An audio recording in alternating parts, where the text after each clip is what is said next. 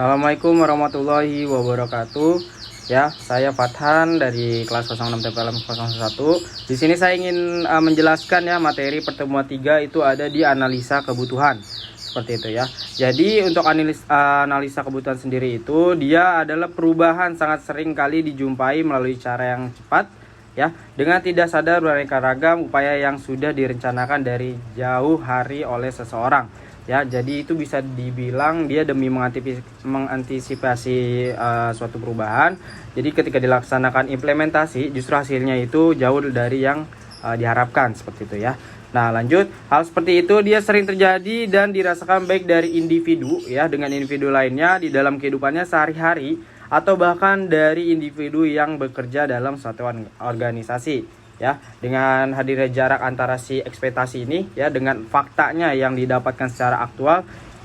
Ya, lanjut di tujuan dari tahap analisis ya. Tujuan tahap analisis ini dia ada 3 ya. Itu pertama demi menjelaskan segala kebutuhan si pemakai atau user ya.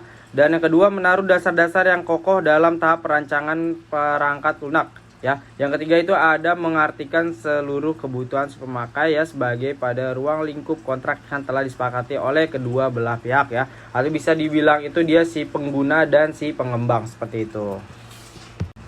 Setelah itu di sini ada kebutuhan fungsional dan non fungsional ya. Untuk menentukan sebuah kebutuhan pada perangkat lunak, maka kita harus melewati proses analisis. Ya, itu tahap awal ya. Pada siklus hidup pengembangan perangkat lunak pada langkah ini akan menghasilkan spesifikasi atau kebutuhan kondisi yang nantinya akan dimiliki oleh perangkat lunak. Seperti itu. Nah, untuk pengertiannya itu sendiri dari kebutuhan fungsional dan non fungsional itu ada ya di sini. Kalau misalkan untuk kebutuhan fungsional itu dia merupakan sebuah kebutuhan di mana isinya ialah langkah-langkah atau layanan apa saja yang nantinya harus segera disediakan oleh sistem. Oke. Untuk kebutuhan non fungsional tersendiri itu dia merupakan sebuah kebutuhan yang mengutamakan pada properti dari perilaku yang dimiliki oleh sistem. Itu ada usability, ada probability, ada reliability dan supportability. Ikut contoh-contoh dari kebutuhan fungsional dan non fungsional ya. Yang pertama nih, untuk contoh kebutuhan fungsional itu dia ada sistem bisa melakukan input dalam melakukan pendataan buku. Yang kedua itu ada sistem bisa melakukan input pada pendataan anggota. Yang ketiga, sistem bisa melakukan sebuah transaksi peminjaman ya. Dan yang keempat itu dia sistem bisa melakukan sebuah transaksi pengembalian, seperti itu kurang lebihnya.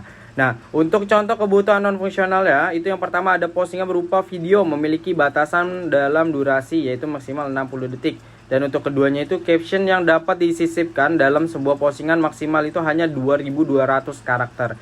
Dan yang untuk ketiganya itu maksimal like-nya itu dia hanya 350 like per jamnya. Seperti itu. Ya, untuk pertemuan 3 cukup sekian dari saya. Terima kasih.